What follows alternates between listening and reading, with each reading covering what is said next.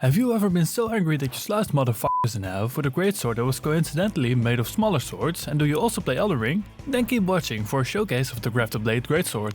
The Grafted Blade Greatsword can be acquired at Castle Morn, and it's a reward from beating the area boss there. Her weakness is poise, and chances are that you're rocking a big bonk build already, so this fight should not give you much trouble. Unless of course you are a total loser. If that's the case, you can also summon other players to trivialize this fight. After that whole ordeal, you are awarded with the most badass sword in the game. A greatsword made out of smaller swords. It weighs a metric fuckton. It requires 40 strength and 14 dex to wield. The strength requirement drops to 27 if you two-hand this weapon. Since it's a special weapon, upgrades are done with somber smithing stones. It has a C scaling with strength and an E scaling with dex. These scalings can be increased to B and D respectively with enough upgrades. Because of the location, it is entirely possible to acquire this weapon in the early game, even though it will take some skill investments to actually use it. Which begs the question, why would you pick up this weapon over something more straightforward like an Uchikitana? What does the greatsword have going for it that makes it a good weapon? I am not the only one with that question. What is the one quality that you possess that makes you think that you can walk out here and come into the ring and face the very best in the business? Ruthless aggression. Oh!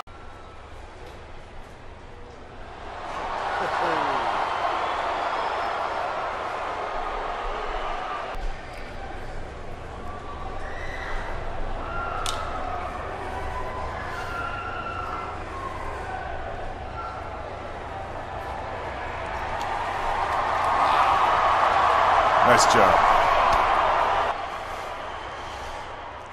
This weapon can be used for a tank and spank build. If you level up your vigor and poise enough, you will be able to withstand getting hit without having your attacks interrupted. This will also accomplish a more cinematic feel to your boss fights. Oh, godverdomme. The moveset is pretty straightforward. The light attacks will do a sweeping attack which can be comboed 3 times before the animation ends. Heavy attacks can be comboed twice. Attacking right after dodging will result in a stabbing attack. And of course, this weapon is the pinnacle of stealth. But the real fun is in the jumping attacks. These are fast, heavy hitting attacks and will do a number on their poise like Taco Bell does a number on your bowel movements. The weapon skill is called Oath of Vengeance and it increases all of your attributes by 5 for 30 seconds. Unfortunately, this weapon cannot be infused with Ashes of War, because if this weapon would have had bleed capabilities, it would have been a done deal. To compensate for the sheer strength this weapon has, it is a slow boy, so if you miss your attacks, you will be in trouble. This weapon really shines on horseback.